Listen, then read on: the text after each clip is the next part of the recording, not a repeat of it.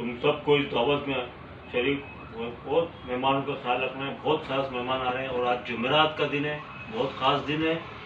मैं कुछ गड़बड़ नहीं मांगता हूँ और किसी ने भी कोई गड़बड़ की उसका हाल बुरा हो जाएगा। और जो है तुम्हें खास तौर पर, तुम यहाँ के इंतजामिया के बहुत बड़े लीडर हो, तुम्हें खास तौर पर मैं कह रहा हूँ कोई गड़बड़ नहीं होनी चाहिए। और मेहमान आने वाले हैं, बहुत तरीके से उनका इस्तेमाल करो।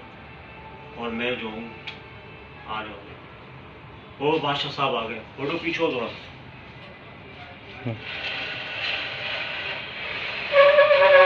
आए आए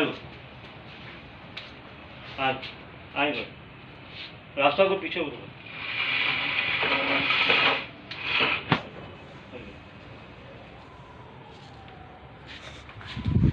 ओए ओए सुनो सुनो,